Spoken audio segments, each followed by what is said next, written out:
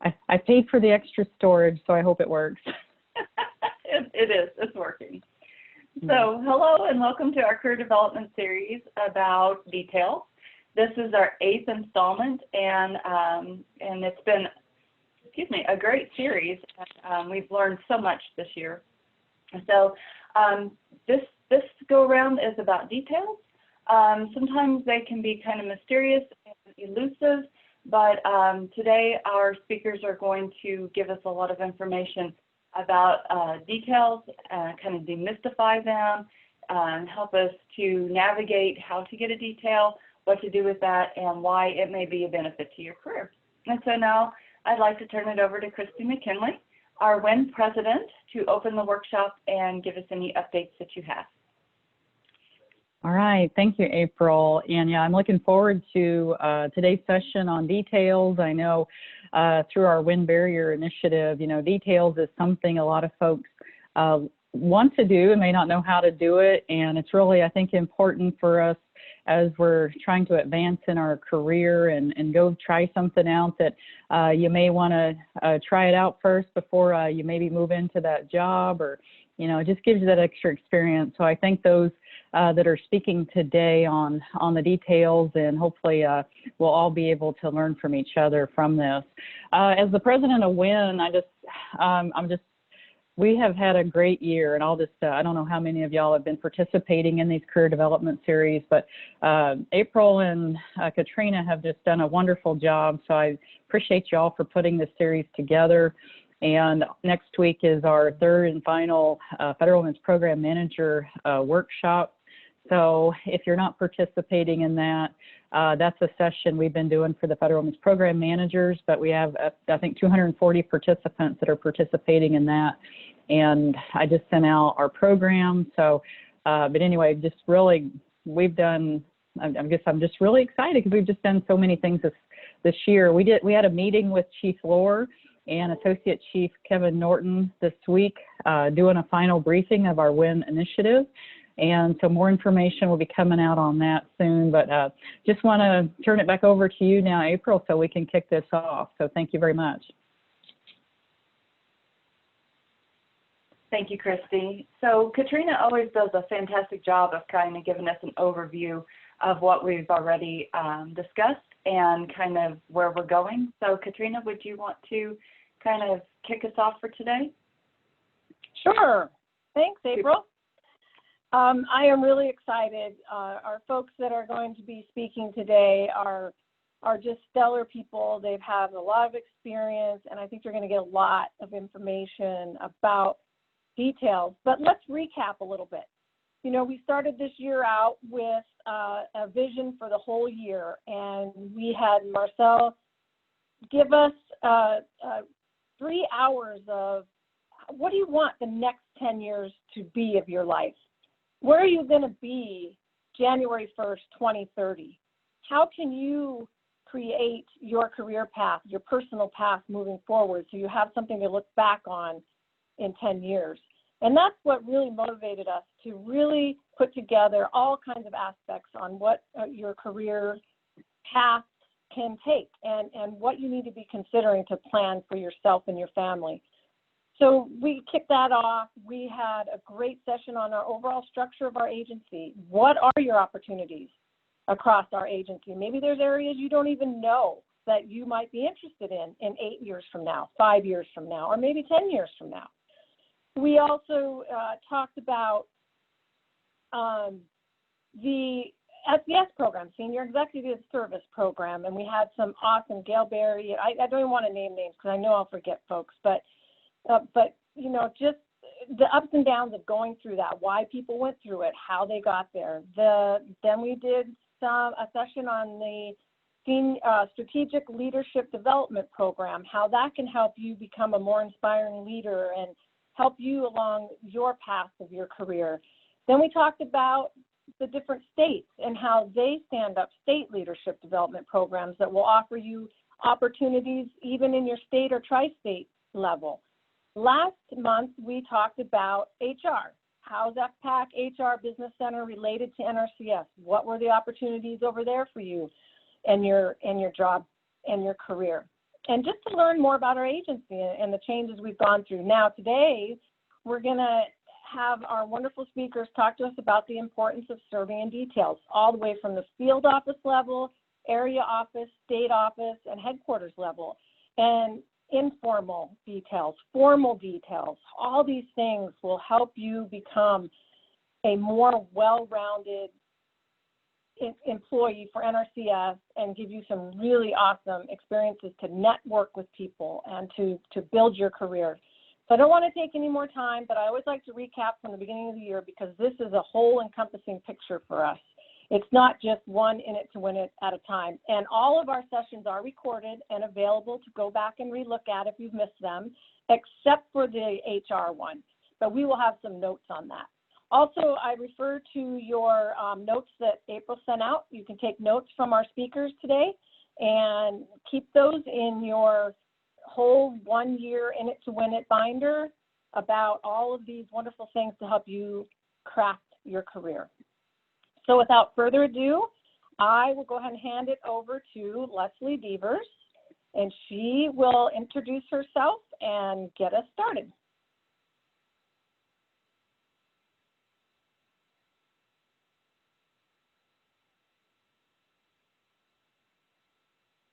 Oh, I think you're on mute, Leslie.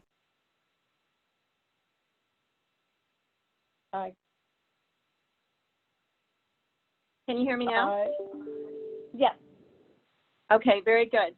I was using the phone, and for some reason it's disconnected now from the Zoom meeting, but we'll just continue if you can all hear me okay.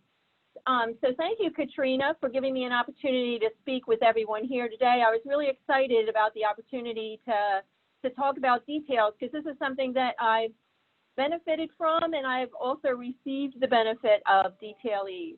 I am currently the Chief of Staff for our Associate Chief, Kevin Norton, who will soon be our Acting Chief next week, and I have worked with him for a number of years.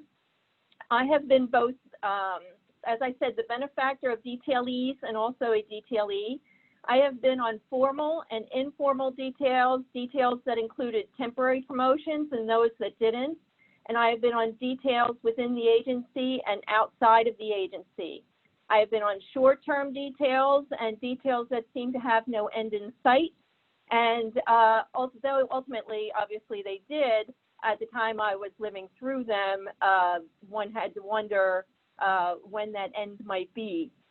I have also been on details when everyone working with me was on a detail, so there wasn't anybody in the office who was a fixture in that office.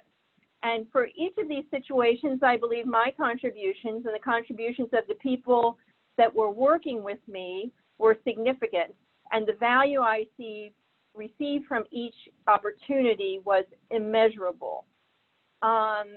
And I wish we were doing this discussion in person so I could get a sense of how many of you have been on details, how many of you have supervised detailees, and we could have a general discussion about your experiences. But since we're doing this virtually, you know, it's a different type of conversation. There is policy about details, and I understand the Business Center is working to issue new policy that would be applicable across FPAC, so that we have a standardized policy for each of the FPAC agencies. But I'm not here to talk about the intricacies of the process, but to share my thoughts on the value of details to both the agency and the individual employee. You have a great list of speakers following me who will provide perspectives at different levels of the agency, as Katrina has said. And I have found that perspectives on details vary widely, and there can be magnitudes of differences between whether you are a staff level person, an aspiring supervisor, a new supervisor, or a seasoned supervisor. It also matters whether you have been on details yourself and have experienced the benefits of them. And most importantly, if the person running the office has a positive attitude about details, generally the people working around that person also have a positive attitude about them. And I do understand that some people are in situations where it can be a little more problematic getting a detail than other locations, but we're going to talk about that a little bit. Details are intended to meet the needs of the agency mission. Persons serving on detail do so with the understanding that they continue to encumber their current position, which of course has, complications for everybody working around you, and if they tend to have cascading effects. And Tim Landreneau may talk about this a little bit when he comes on. But as you know, when you have a void and you fill a void, then you've created a void somewhere else. And so oftentimes the details will create some new stresses for people in a larger area than just in your immediate office. So that's something to keep in mind when you're requesting or seeking to go on a detail. My personal position has always been to encourage detailees and to welcome those that would like to do details with us. Not every situation is rosy, not all are without frustrations, and some are definitely more rewarding to others, but they all have value. And details are generally recognized with the standard form SF52, although if the detail is for less than 30 days, documentation is not needed. They can also be to a classified position or to a position with unclassified list of duties. The folks who have done details with me have generally been in positions with an unclassified list of duties. And that is primarily because when we have brought people in, it was for a specific need or there's a specific gap in the office at the time, and it wasn't necessarily to fulfill the duties of someone who had previously been in that spot. When the unclassified list of duties has higher responsibilities than the employee's current position, it's my understanding they are limited to 120 days. Today, there is more flexibility with details in that a number of them can be done remotely, especially in the world of COVID. But it is up to the person who's requesting the detailee to determine what sort of services they need from that detail and whether or not they can get them from someone who's not working in the office. I'm going to share with you 3 examples of folks I have recently worked with and am still working with who have been on details that provided great benefit to the agency from the national office, and they have had individually positive results as well. The first person I want to mention is Joseph Heller from New York, NRCS. He's a resource conservationist, and he's involved in urban agriculture activities in New York. When he came in detail to NHQ, he knew exactly what he wanted. Not everybody is that way. Some people have a more generalized perspective of what they want out of a detail, but he specifically came to NHQ to work on the urban ag provisions in the 2018 Farm Bill. So this was a unique experience that he got to have because this was new language in the Farm Bill with new authority for NRCS. NRCS was delegated responsibility to run the new Urban Agriculture Office on behalf of USDA, not just for NRCS. And so it required collaborating across all of USDA with many agencies that had an interest in urban agriculture. His detail put him in touch with persons who were in positions to affect change. And the detail required patience, the power of persuasion, attention to detail, ability to think through issues and identify impact, preparing the agency leaders for meetings, working with communications teams, grants and agreements teams. The list is endless. All of this working to make the new processes run smoothly for some new and existing customers for USDA. And again, not just NRCS. Not everything in this authority reflects our mission, so having the ability to recognize when someone else needs to be in charge is important. Whether Joe makes it back to NHQ in some capacity in the future, whether he remains in New York or he goes to another state or region of the country, He has expanded his network of folks who care about the same issues he cares about.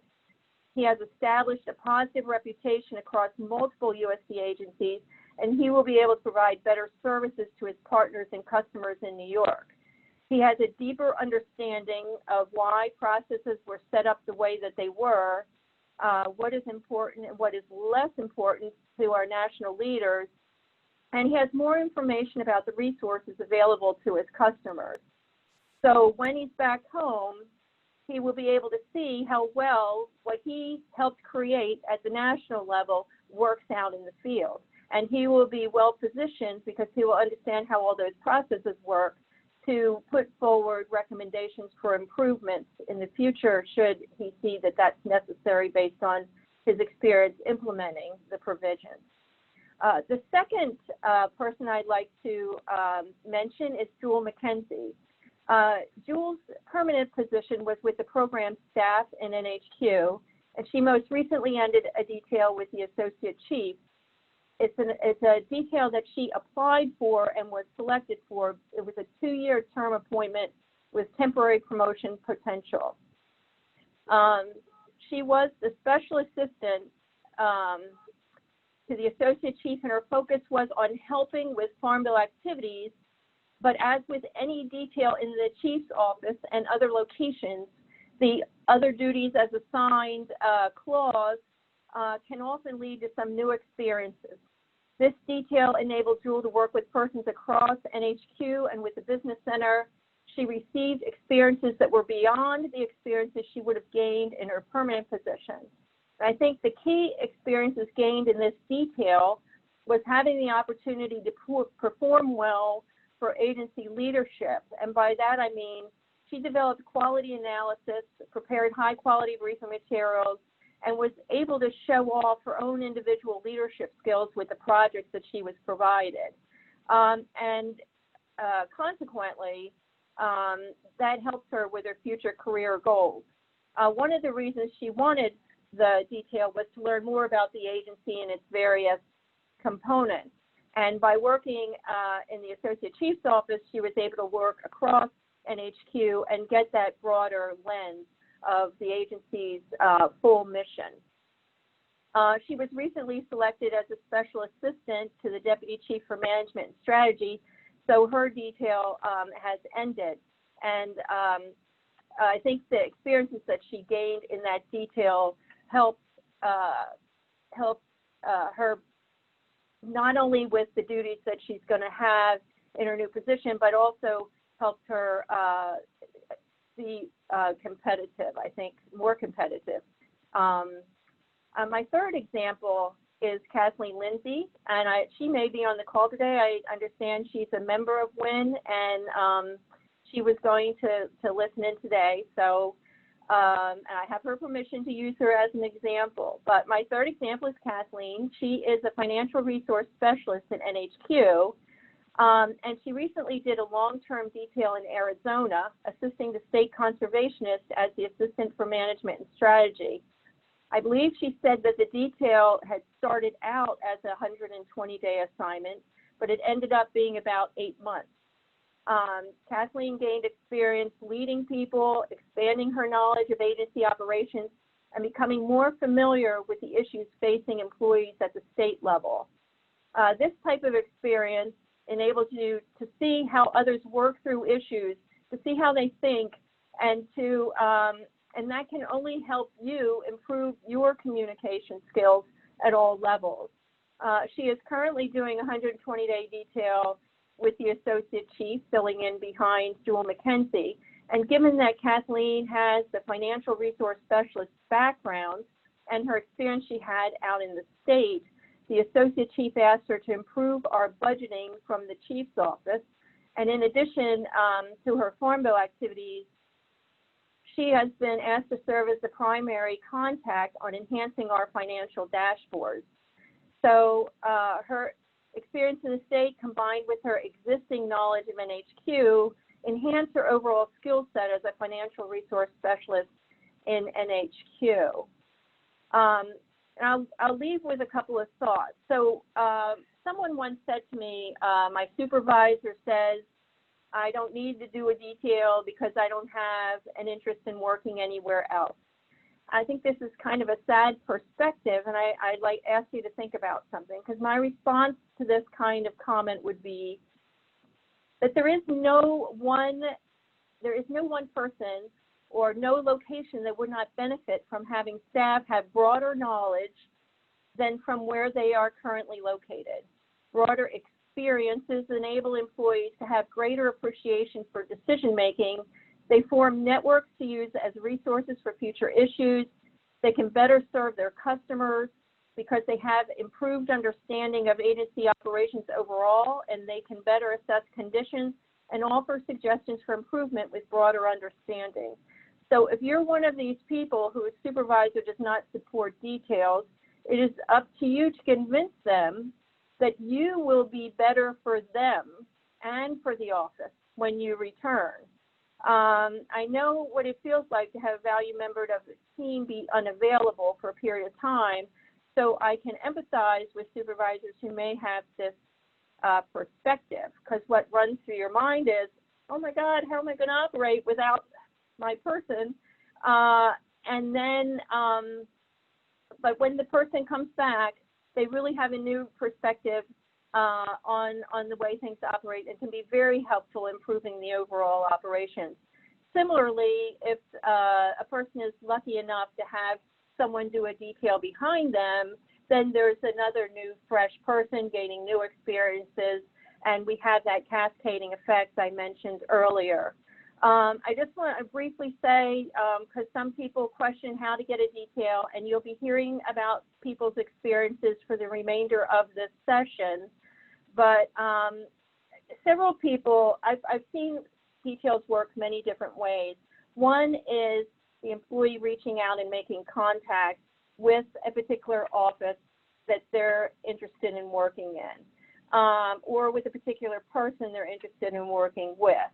I have seen informal arrangements be set up where someone had included a detailed request in their individual development plan, and then supervisors have worked to make those opportunities available.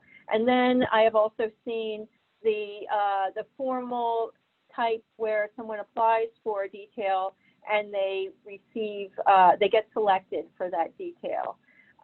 So there's many different ways to do it. I look forward to hearing how the other folks want to, how they express their experiences, and I am available to answer any questions should anybody have any. So with that, Katrina, I will turn it back to you.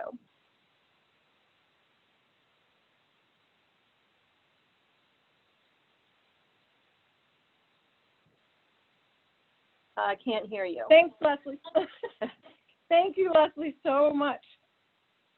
Such valuable information. And Leslie is going to have to leave a few minutes early, so we'd like to open up the floor for any questions for Leslie right now. She'll be around for a little bit longer, but she may have to pop off in the middle of somebody else's presentation for a meeting. And so we will entertain any written, or you can unmute yourself and ask. I do have a question for Leslie. You mentioned term position and a detail. Can you explain that a little bit more? I don't know that everybody's familiar with what a term position is, if that's a longer term detail, I guess. Yes, it is generally a longer term detail. The ones that we have set up with the associate chief, they have been 2-year term appointments. They're officially classified. They get announced as a regular announcement for a position. They just have a limit on their duration. A detail is shorter term, something maybe 120 days, maybe a little shorter, something that tends to have unclassified duties, or if it has classified duties, you're just filling in temporarily behind a vacancy that had just occurred. And does a term position, does there have to be a full-time person that you're trying to fill with that term position, or can it be kind of a temporary position that you're just needing someone to come in and help on a project type of thing? Yes, it can be it's generally a temporary job. It's not a job where we're looking to have a permanent position full time. Thank you. Appreciate it. Mm-hmm.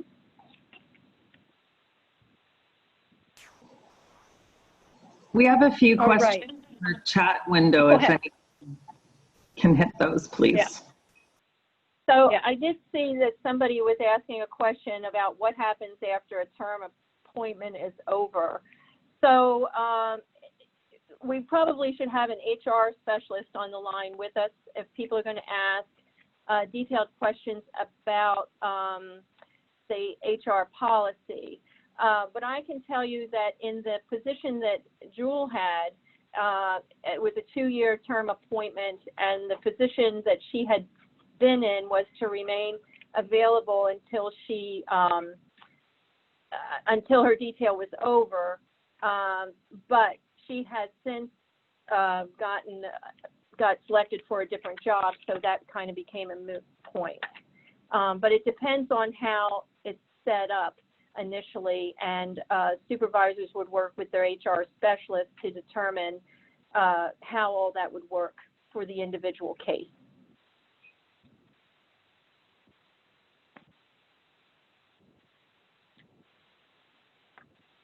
So we have a couple other questions in the chat box, and I'm kind of moving back up to one question is, how do we prioritize details? Perhaps there's a lot of things that we would like to do, but maybe we need to narrow it down to one, maybe where to start. Okay, so that is a very good question. Thinking when you say how would I prioritize, that isn't how would you decide what you wanted to do first. So many of the technical issues we deal with in NRCS, like soil health, like nutrient management, are also Farm Bill issues. There's provisions in the Farm Bill that address those things.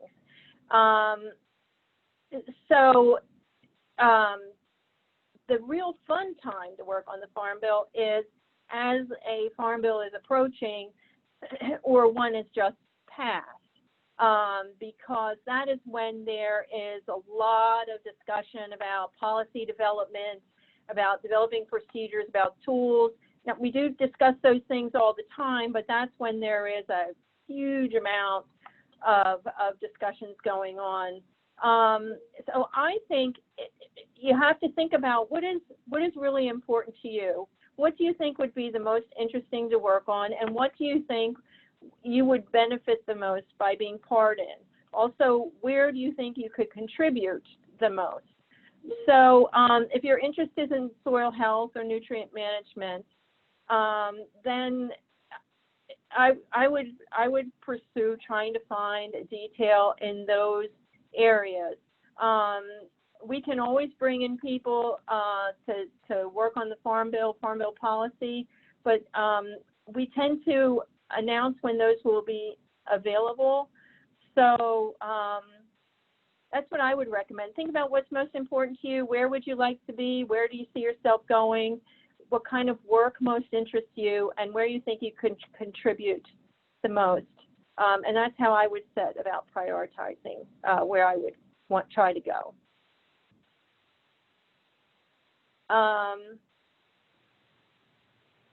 What do I recommend for someone who starts a detail and realizes it's not an area they're actually interested in? That's a very good question as well.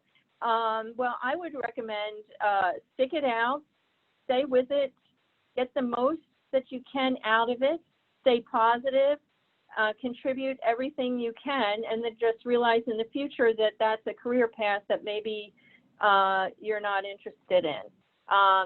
But I had mentioned earlier, there's something to be gained from every detail, and even one that you don't like, coming to the realization that that's something that you're really not that interested in is an important step to take in your career development.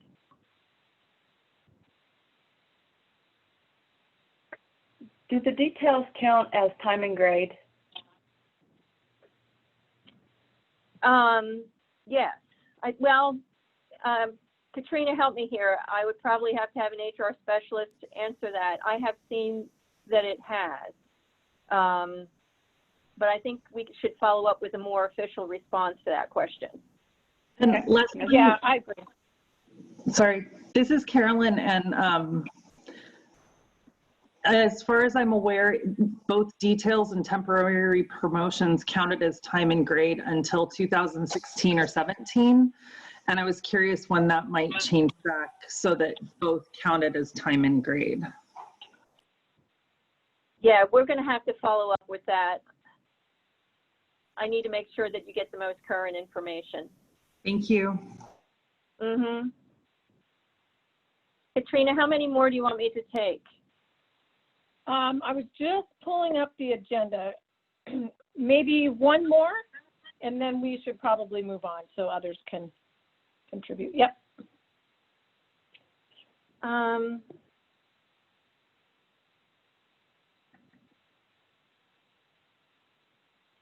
Okay, some people fear that they will not have the support that they need, and can I speak to how I overcome this? How do you prepare for your opportunities that require you to perform effectively in a short term without a lot of support? So that's an excellent question.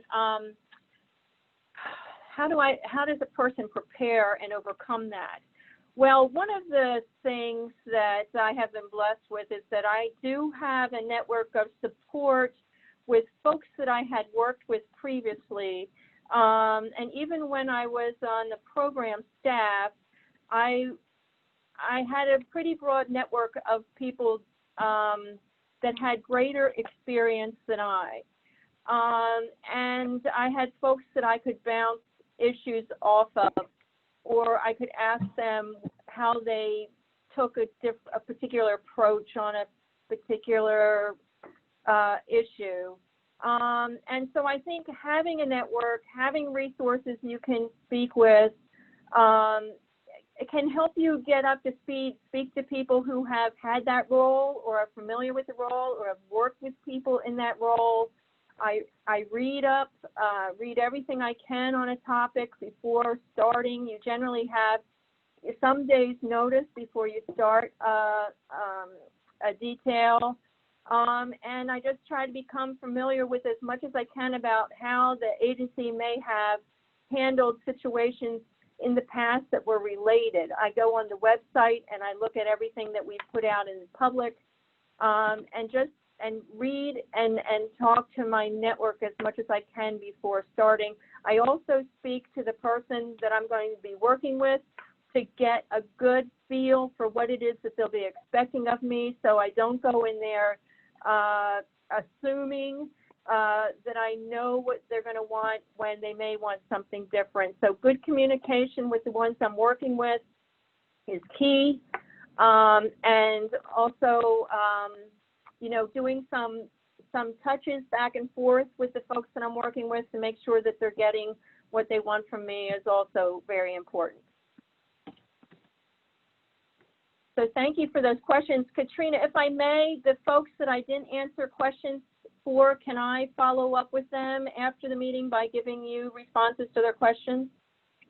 Yes, we will keep the chat questions. We'll print those out and get those to you. So that would be very helpful. Thank you, Leslie.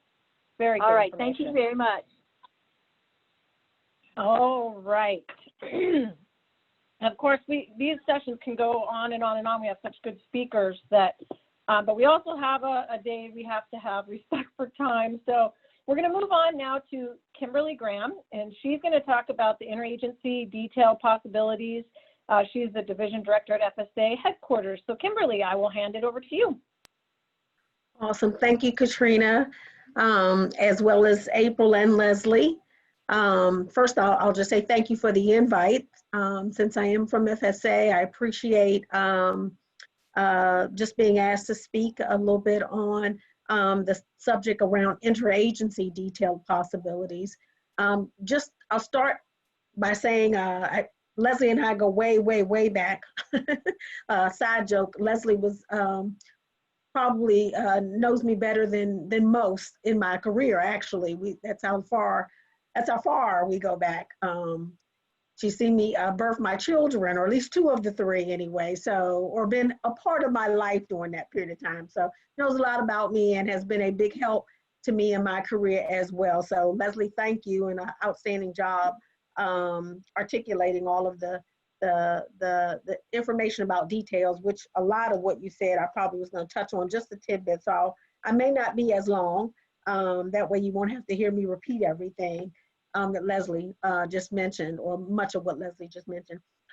Just at a real quick, I'll tell you a little bit about myself and maybe why I got asked to come on to participate in the panel discussion. I started in what was ASCS, that's prior to being called FSAS, almost 32 years ago, a little over 32 years ago. And I was a stay-in-school student at the time, high school, and ended up staying on after I graduated and going into the specialist field first. I went to school, college as well. As I told you, raised my family. But I came in as a GS, believe it or not, there used to be a GS1 clerk typist, and kind of matriculated through the system and taking on various jobs and different things, and eventually got to a place where I was a program manager within FSA for one of their programs, and then eventually assistant to the deputy administrator for farm programs. And at that time, I got asked whether or not I was interested in a detail assignment with at the undersecretary's office. And that was before we were FPAT. We were actually, I was actually under the undersecretary for farm and foreign agriculture. And I ended up taking the detail. Prior to that, I had been on at least 3 other detail assignments throughout my career. And I will share with you the 3 prior to moving to the undersec's office were all within FSA. Very good opportunities for me. With each assignment, I will be totally honest, I think I heard someone or one of the items in the chat room about being fearful of maybe even accepting or stepping outside of your box, because each one of the assignments I have and have participated in terms of detail assignments have been roles that were way outside of my comfort zone. I'll say that. Whether it was a totally different program that I actually went to maybe help out on a project. I believe the first assignment I had was somewhat informal. I actually was asked to help another division for about a month, a 30-day assignment to implement a program at the time. And I was more so focused on the automation side. And my current job at that point was on the automation side of the house. And it was the first opportunity that I got to actually work on the policy side, actually being a part of a farm bill team and writing notices and handbooks at that time. And then eventually even adding some additional language into a reg, which was the first opportunity I had with writing any type of regulation. And I'll say that was it was very, very intimidating, since I had never done that in my current position per se. But I didn't realize how many of the skills that I had already possessed or gained in my current position, how that really helped me in the detail assignment. So not only did I had what I needed, but it also allowed me to see that in a different way, and also learn additional skills on top of that, so that I could, maneuver in many different areas. So I wanted to point that out, because one of the things that I wanted to say, even with it being an interagency detail assignments, you learn so much about other areas, but you also learn and develop your skills, your current set of skills. I don't care how well you think you might know something or how to do something, whether that's a process or writing, or you're expert in this program area, there's always something that you can learn when you're entering into a new territory or a new area of interest. Even if it's just a new set of acronyms that you had never been exposed to. It could be as simple as that, or it could be as large as, wow, I didn't realize that budget formulation involves so many different aspects of, involves so many different steps. If that's something that you hadn't worked on before, you understand it better so that you'll be hopefully a better program implementer, a better policy person. All of those little things add to your current skill set. It enhances it. So I wanted to point that out in terms of what detail assignments can do and bring, the learning and the development of new skills. And it also, another item I wanted to point out just really quickly were those things that you pick up, and Leslie kind of hit on it a little bit when one of the questions was asked about how can I, what can I do to maybe convince my supervisor or use as a way to leverage an opportunity to get a detail. The fact that you can bring back so much more to your agency when that detail ends, you're a better employee for it in most cases. You walk away, again, knowing something that you didn't know, learning a skill or enhancing a skill that you might have had, and coming back to your agency with more tools or a better way to use your existing tools and learning experiences. So I think those are two key items I just wanted to piggyback on Leslie. But fast forward on the item I'm supposed to be talking about, the interagency detail, and why I think that's also very important. One of the things that I personally gained when I went across the street, I know I'm in the South Building. When I went to work for the undersexed office, I had no idea at the time. I was very limited on foreign ag. Again, I told you I worked my entire career with FSA. I knew a little about NRCS at the time because I worked on the Conservation Reserve Program. So I dibbled and dabbled a little bit there, knew a few people there when we eventually became FPAC. But I really had no other knowledge of any other agency in terms of their programs, at least not detailed knowledge. At a high level, I knew a little bit about a lot of stuff at USDA after you work somewhere for 32 years, but not the details. And that's always something that I thought, well, you need to know that at that level. You got to know the details. What value can I bring at the undersexed office? And I'll tell you, I probably gained I went over, first of all, let me say this. I went over on I think it was 60-day detail assignment. And I ended up staying 2 years, a little shy of 2 years on a 60-day detail assignment. And it was a formal detail assignment. And it was one of the best experiences, among one of the best experiences I've had in my career. I not only learned a lot about foreign ag when I first got over, participating in meetings, doing research for, at that time, the undersecretary on various policies or decisions that they had to prep, that I had to prep the office for in terms of looking up things or reaching out to agency leadership on various subjects. Trade agreements at the time. I had never been exposed to that.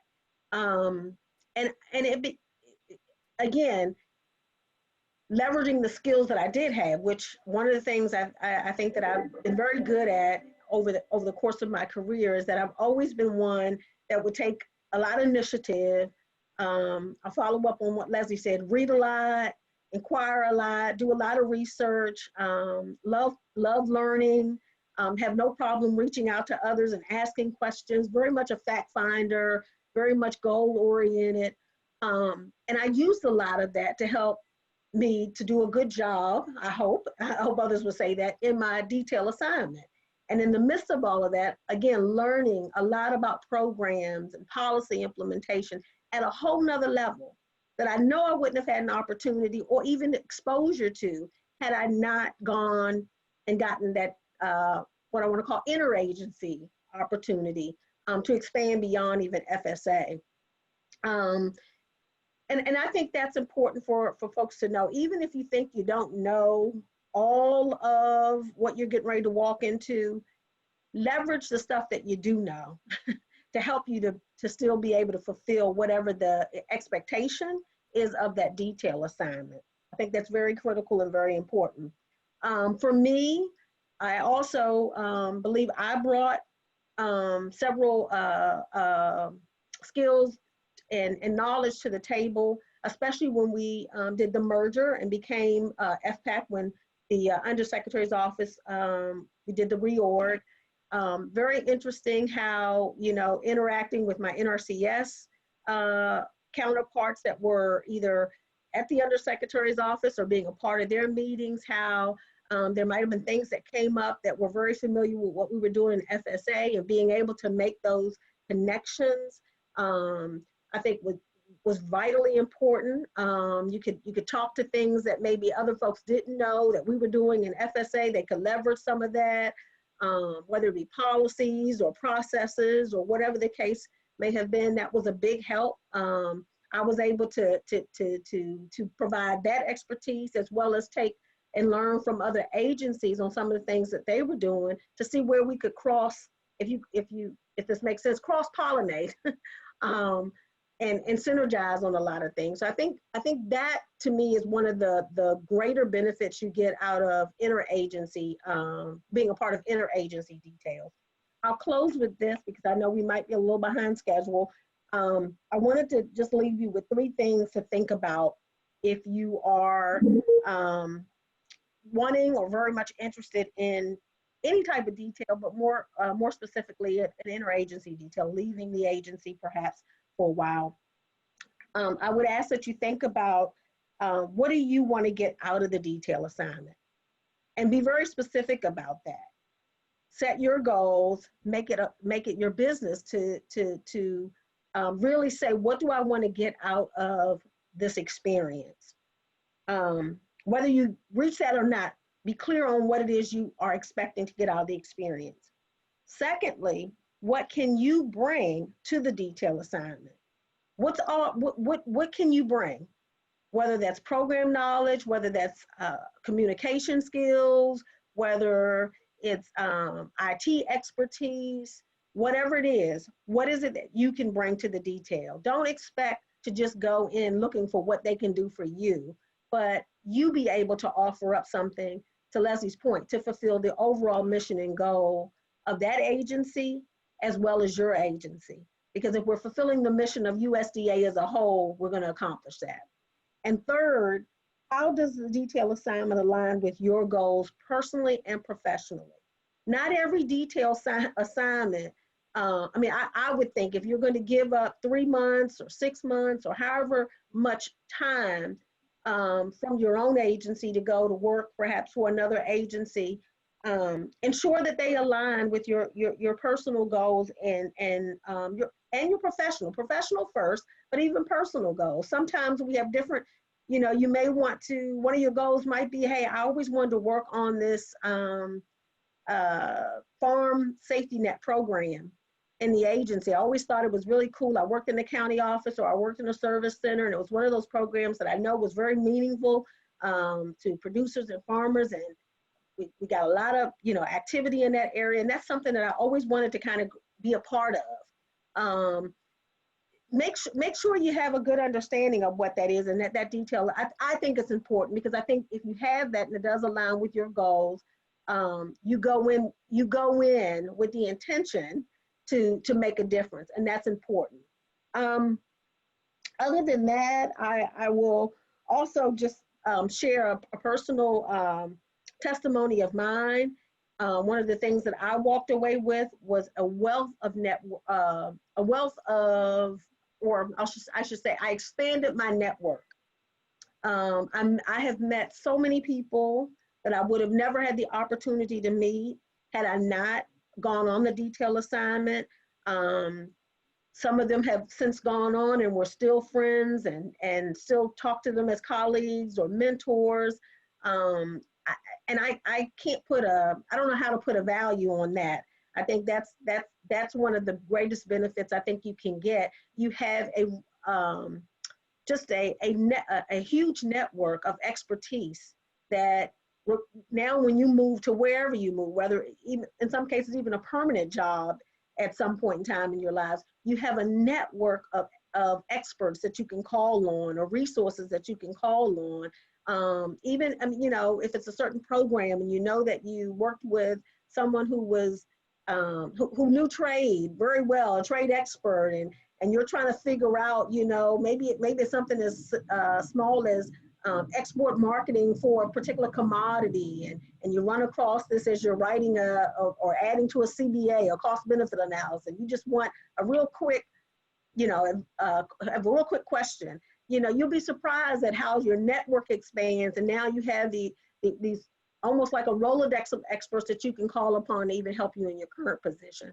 So I think that's also one of the valuable benefits of any detailed assignment that you may take. Leslie hit on a lot of the other things that I was going to try to mention. So at this point, I will close, and hopefully I addressed what was asked of me, April and Katrina. I'll turn it back over to you.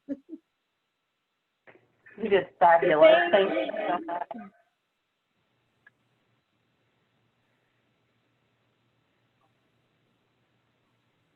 Next up, we have Tim from Louisiana. And so since Tim is from Louisiana, he has a very unique name, and we're going to let him pronounce that and let him tell you about himself. Go ahead, Tim.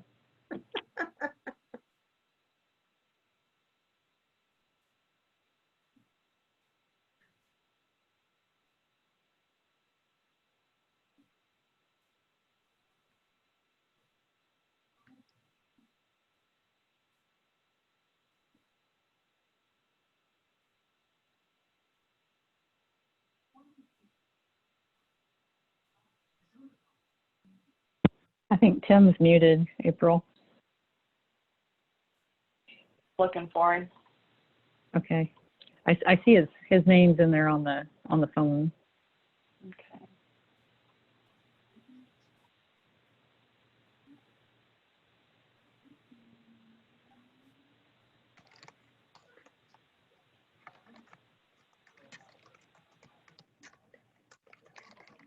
Okay, Tim, try that.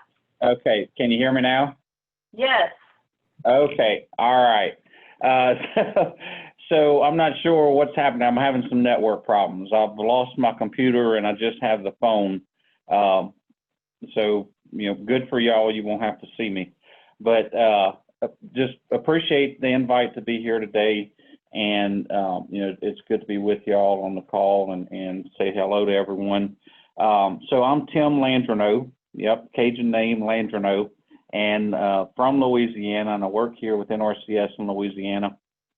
I'm the Assistant State Conservationist for easement programs. So a little bit about my background, like I said, you know, from here, started with the agency 28 years ago, started in the field as a soil conservationist, then district conservationist, then came to the state office in programs area, and then became the Assistant State Conservationist for programs, and now the Assistant State Con for easement programs. So I think, you know, one tie-in that I would make with all that to details is I've been very fortunate over my career that although I haven't permanently worked outside of Louisiana, I have served on a lot of different teams and a number of details. And I think that has, you know, not only helped me develop my career and help the agency, but also the networking part of it that Leslie and Kim talked a little bit about. You know, I feel like I know a lot of people from across the country, and it's more than just going to, you know, when we do get to travel and go to trainings, it's also the details and the teams that I've worked on that has kind of given me an opportunity to meet and kind of build relationships with people across the country. So there's a lot of tie-in there, and I think that's another side of details that can be very, very beneficial. So just kind of briefly, some of the details and teams that I've worked on.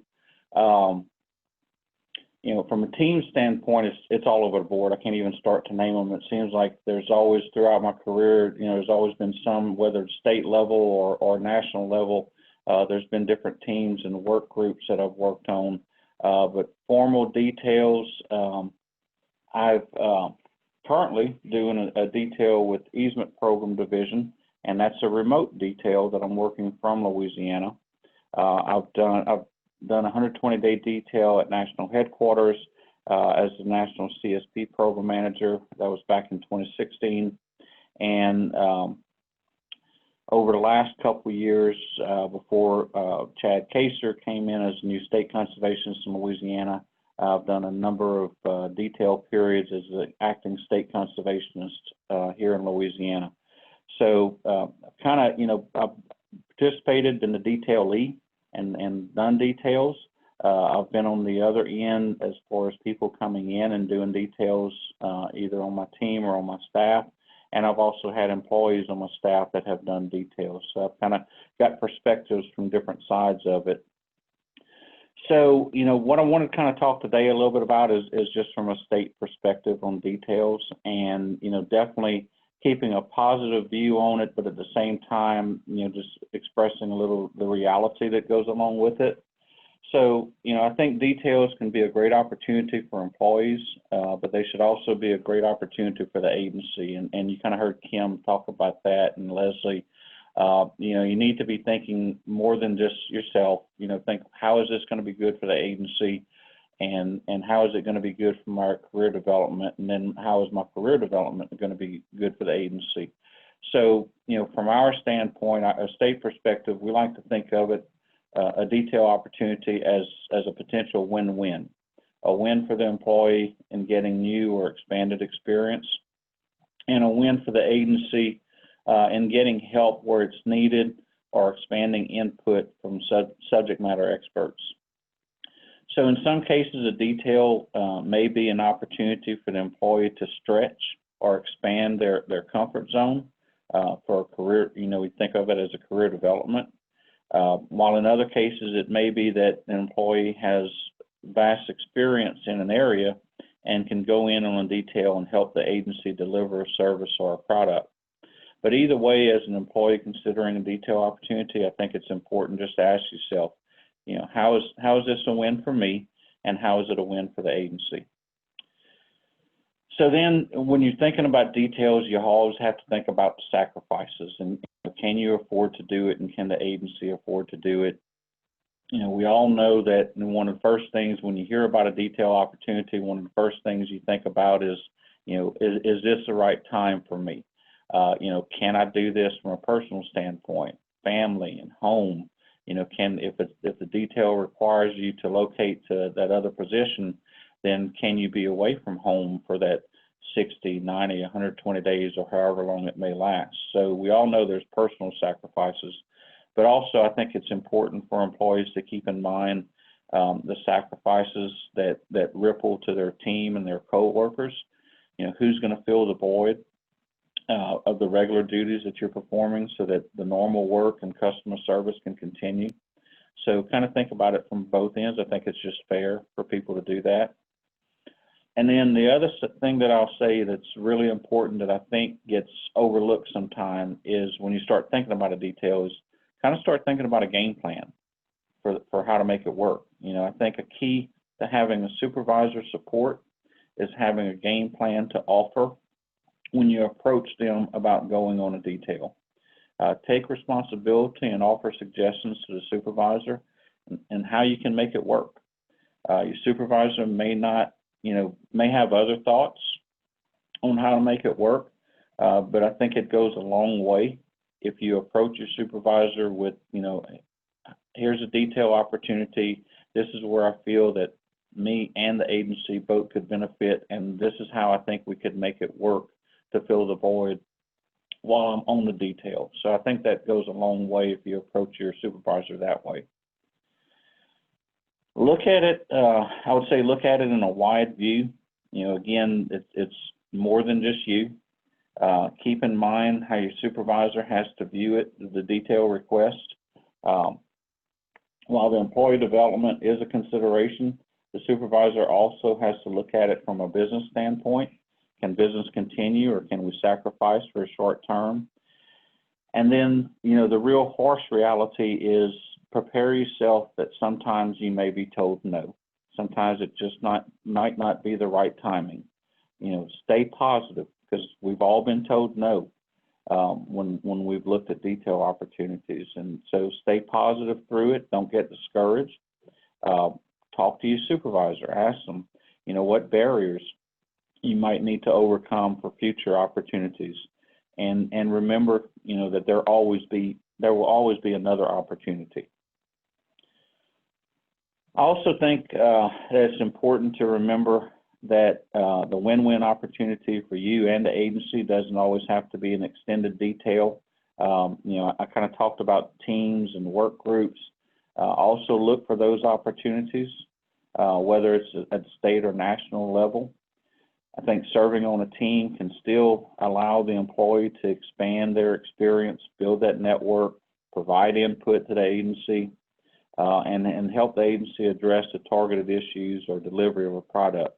While at the same time, a team, serving on a team from your current location is not quite as demanding as being away from your current duties. So a lot of times you can still perform the duties of your normal position while being on that team. So just kind of summary to wrap it up, I think it's important for the employee to understand that there's a lot that has to be considered, both for them and the agency. When you're thinking about a detail, and communication with your supervisor is a big key. Communicate what your goals and objectives, what you think and what you'd like to do in your career, or where you'd like to go, or what you'd like to explore. Communicate that and discuss it with your supervisor. And if you're fortunate enough that that you have someone that you can lean on as a mentor, whether it's a formal or informal mentor, talk about with them. Sometimes that person can, just give you some candid feedback that helps you think about the bigger picture, or maybe help you communicate with your supervisor. And then again, key is coming up with that plan on how to make it work, and communicating that with your supervisor. So, definitely in details, it's been a real positive for me in my career. I've seen it as a real positive for other folks. I think more cases than not, it's been positive situations. Definitely, like the question was asked earlier, what if you start in detail and you realize this is not really your, what you like or your area of interest? I do fully agree with what Leslie said. And you kind of make a commitment when you go into the details. So, live it out, do the rest of the detail, and stay positive, make the best of it. But it kind of gives you that experience and kind of know where you might want to go. But, it can be, in most cases, it's a very positive experience. Always think about, how the agency will also gain from it. And I know every case is different, and sometimes it can be challenging to work with the supervisor, but look for ways that you can get their support.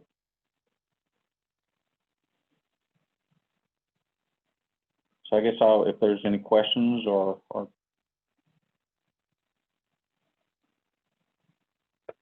We're going to hold questions until after Val's done, and then we'll give everybody an opportunity to ask questions at that point. So, but thank you, Tim. Good information. I appreciate you. Val, are you ready? I am, April. Fantastic. Val is our Vice President of WIN and former secretary.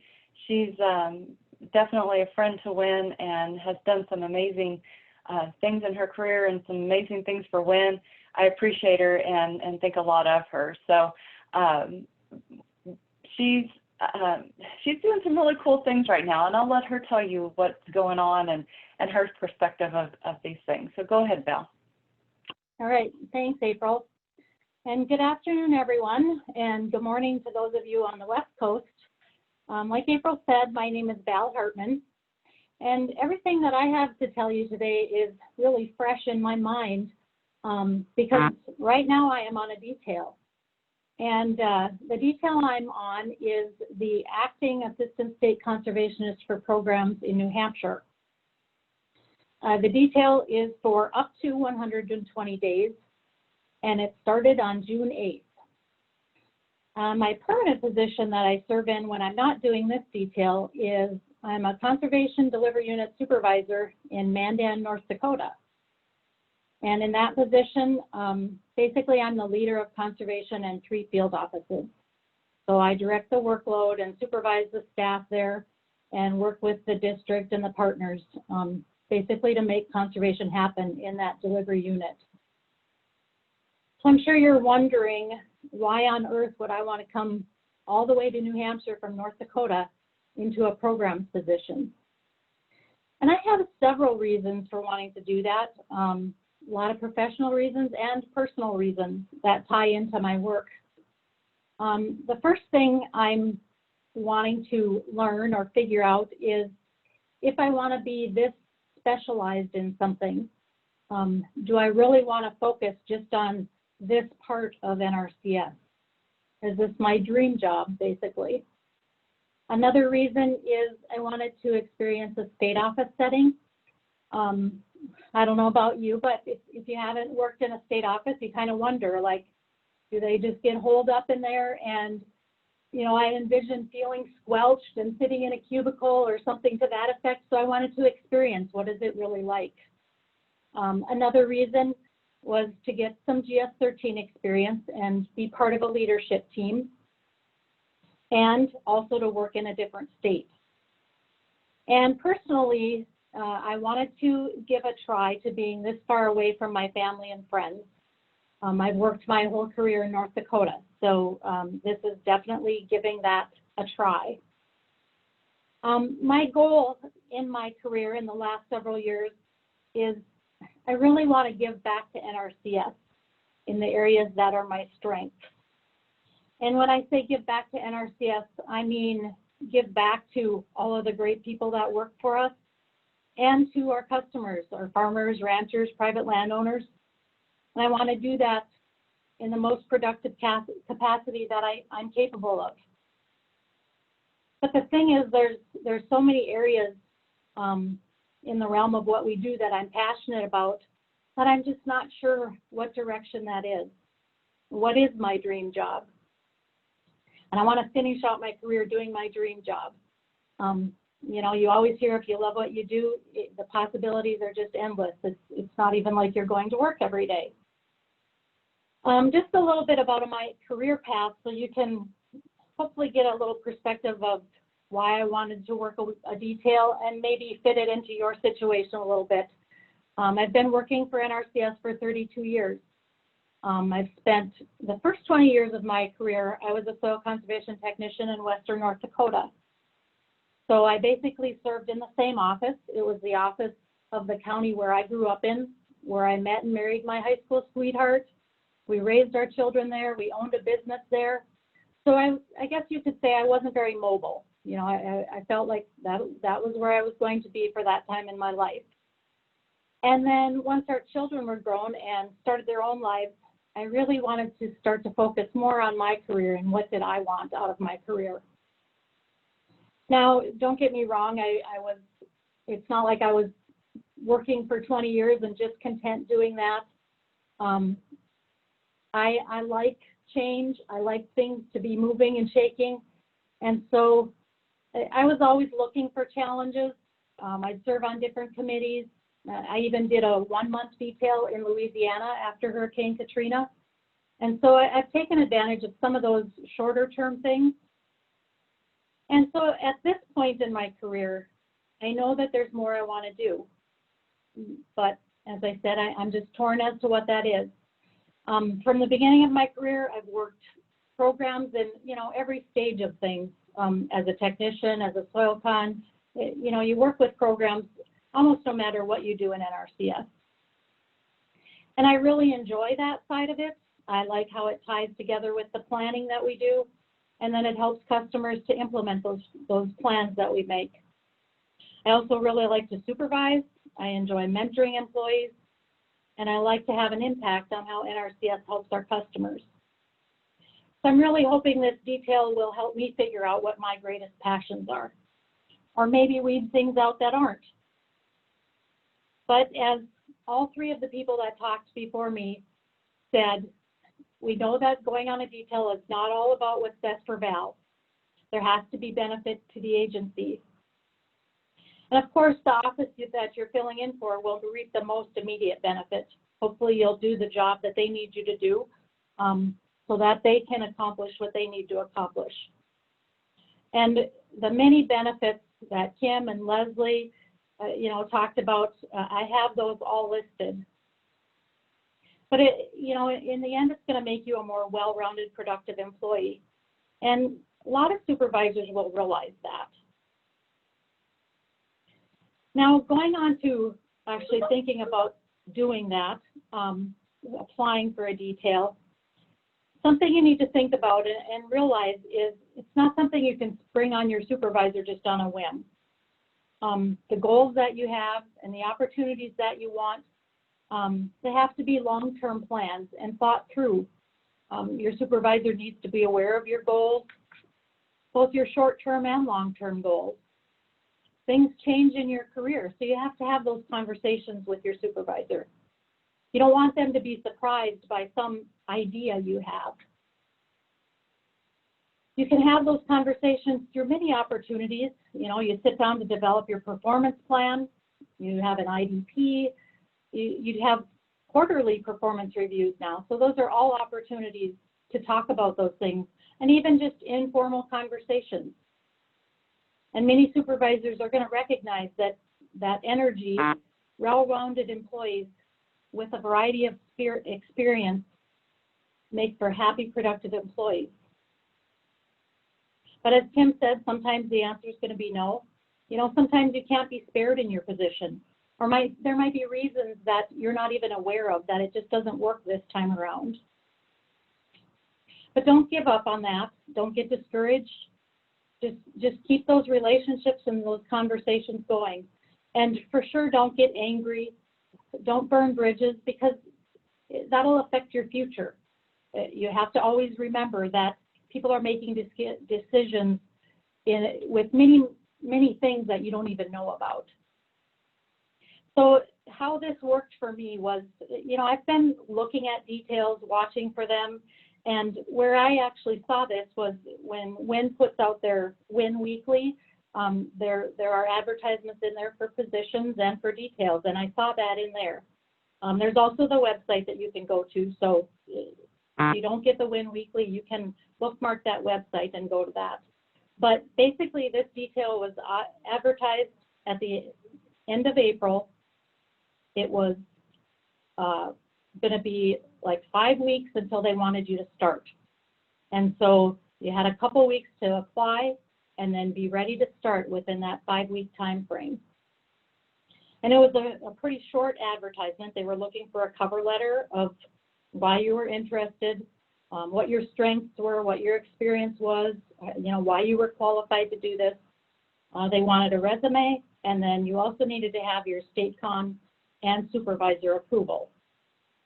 So I gave this detail some thought, just a couple days, talked to my family about it, and as soon as I knew I wanted to give it a shot, I called and talked to my supervisor about it. And you want to have those specifics about it down pat. You don't want them to have to read a bunch of stuff. So basically, I told my supervisor what it was, what the time frame was, and made sure to tell her the application deadline so that I wouldn't miss that with her sitting on it for a week or something. And the main question my supervisor has was, who's going to do your job when you're gone? And I had given that some thought, so we discussed that some, and she didn't give me an answer right away, which I didn't expect. And she asked me to send her the information and the link to the announcement, and she would get back to me.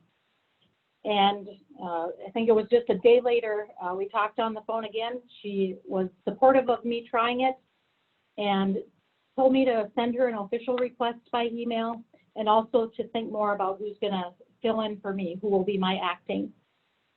And within a couple of days, I had state con approval, and so I applied for the job. It was due May 18th, and I put my application in on the 17th.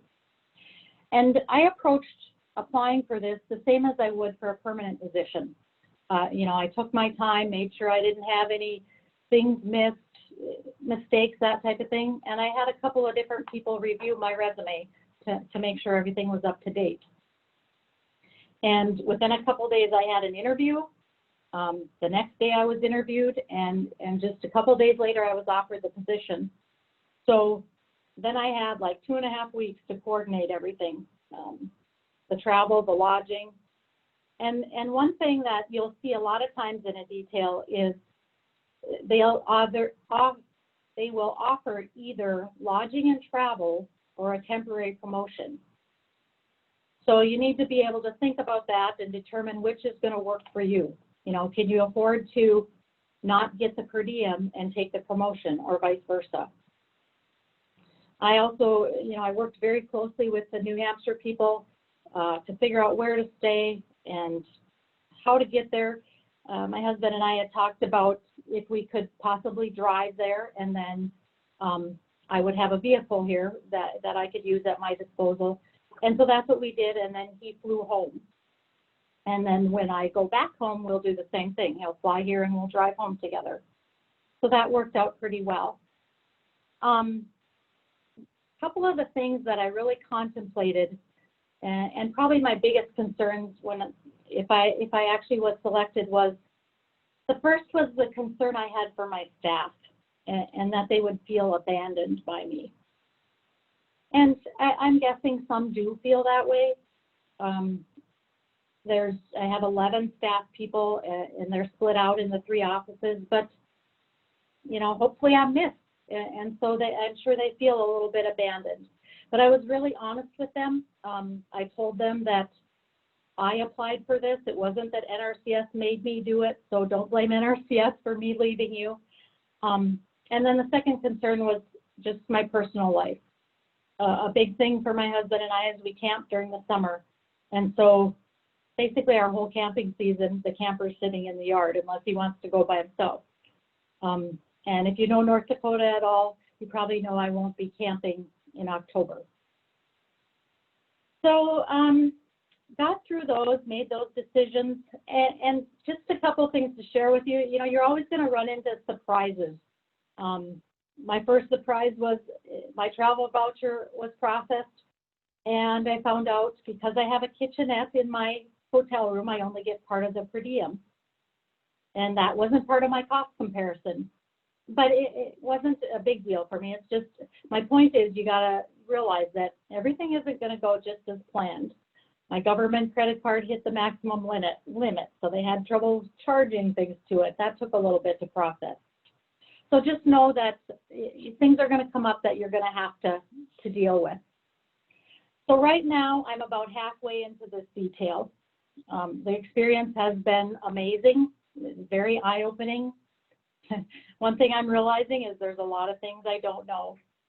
And I think everybody mentioned that, you can learn so much and take so much back with you. The one thing I am reminded about, though, every time I go somewhere else in NRCS is the support is amazing. We're really one big family. We have common goals. We're part of a team. So I've never felt on an island here. I was comfortable coming to the office. Some of the challenges, though, are, and I'm sure you probably have all experienced this at certain times in your life, is I wish things would just slow down. I wish I could just go home and not have to do anything, don't have any responsibilities. But I'm here to tell you that that's not all it's cracked up to be.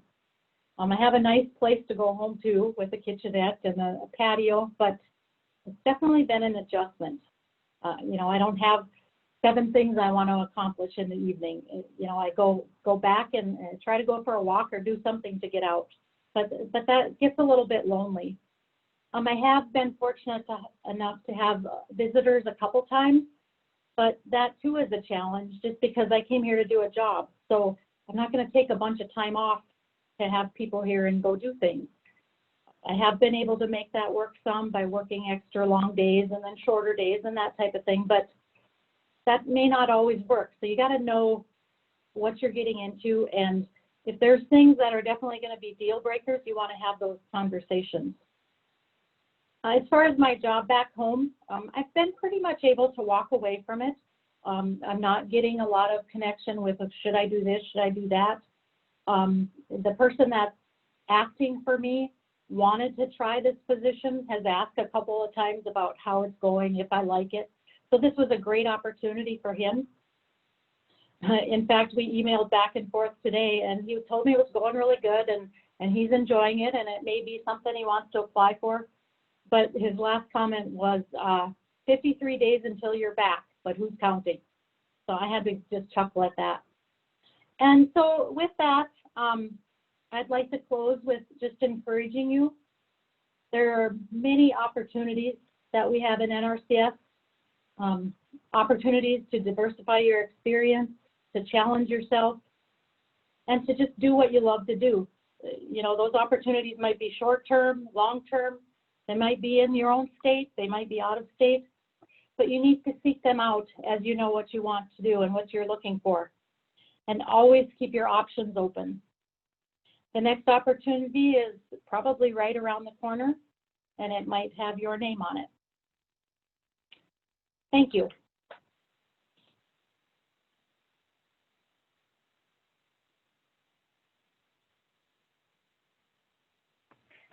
Thank you, Val. Great job. We appreciate your input and just sharing with us all the things that's going on.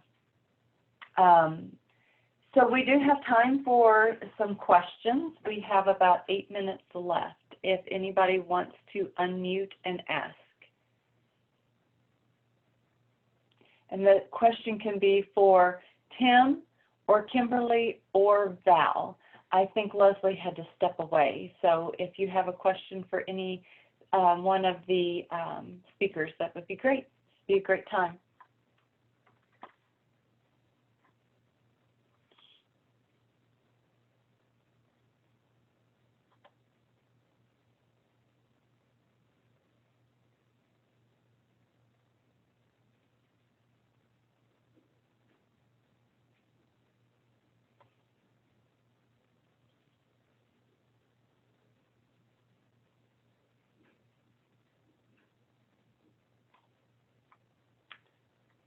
Okay, I'm going back through the chat to see if there's some questions that we might be able to answer there.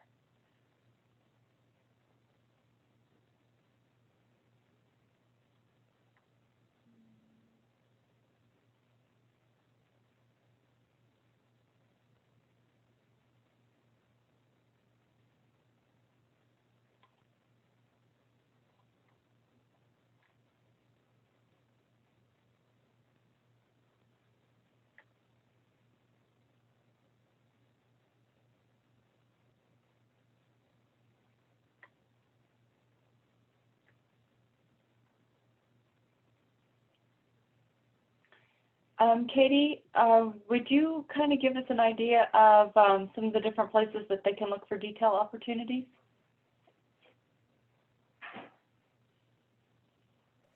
Yeah, sure. Let's see, I'll share my video too. Hopefully you won't hear too much banging. I'm at home and there's a contractor here. So if you hear some banging, I apologize. I did put the, there's a connection I put a link in the chat to where details are posted. And that is on the USDA Connect forum site. And the link that I provided is a direct link so that the details will come right up. Right now I'm looking at Illinois has a state biologist temporary, it's a detail/temporary promotion. So you can choose which one works best for you if you are interested in that. Wisconsin also has a detail/temporary promotion for an assistant state conservationist for programs.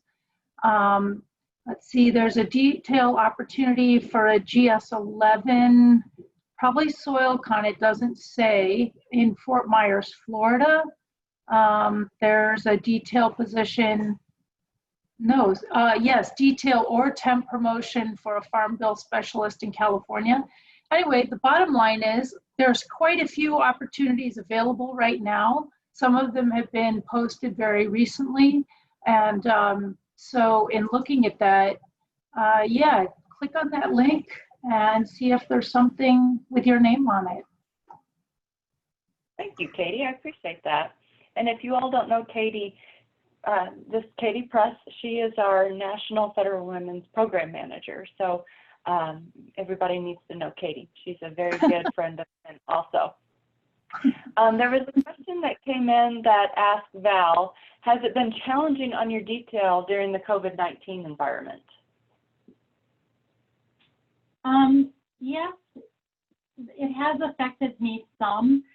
We've had a couple of times, we are able to work in the office with limited number of people.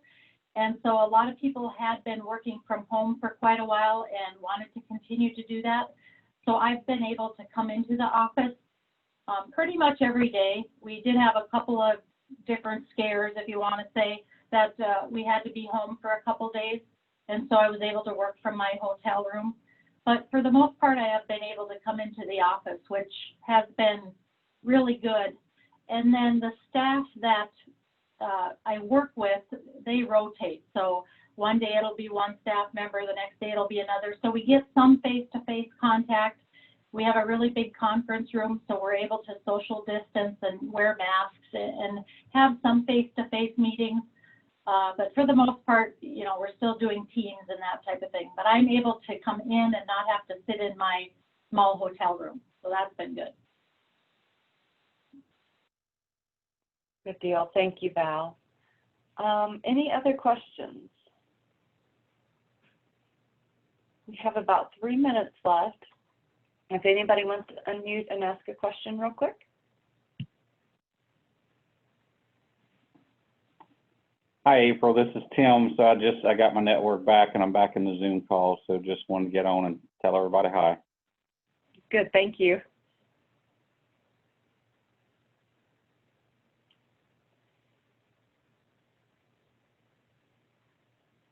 And April, I will say, if anybody wants to talk, you know, privately about detailed stuff, I'm sure open to that anytime.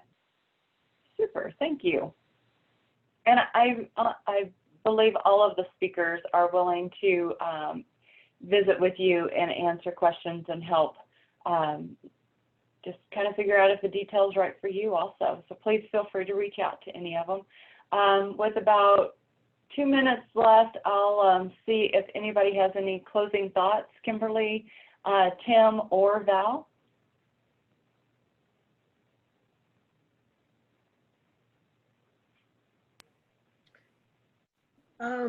The only other thing I would mention, like I said before, definitely go in with, if you're interested in a detail, definitely go in with a plan in terms of what it is you really want to get out of it, as well as what you can offer to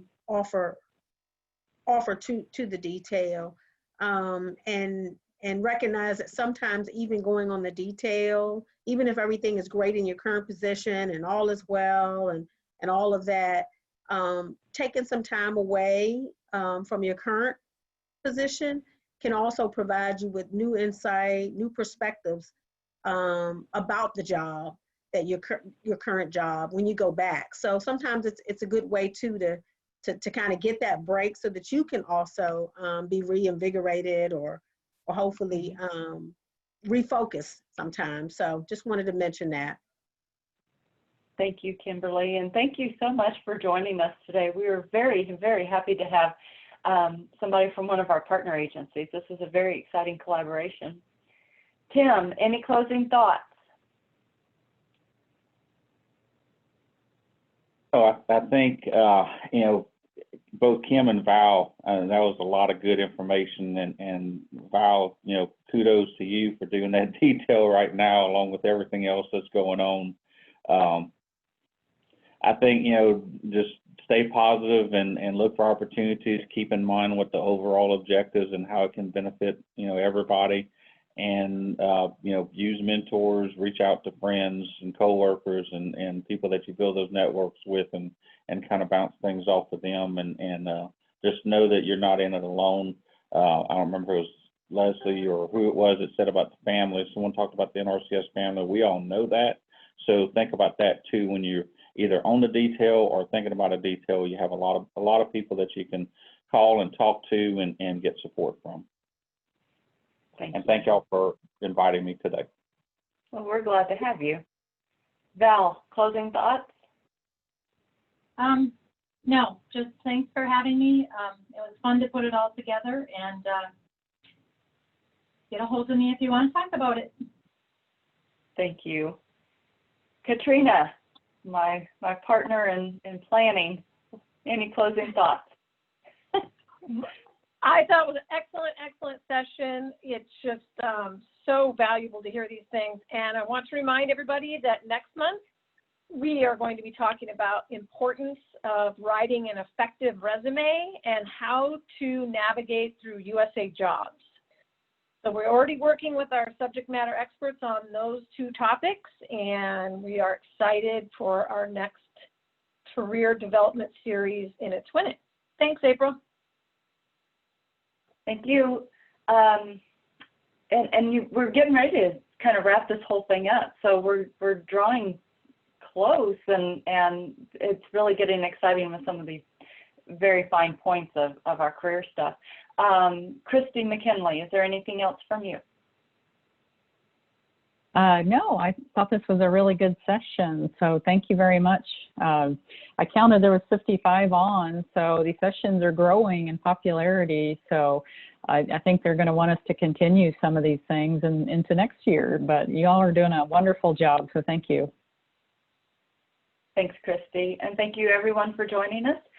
We will see you back here September the 18th, I believe it is. Yes, September the 18th, and we'll be talking about that resumes and navigating USA Jobs and help you accomplish your career goals. Have a great afternoon. Bye.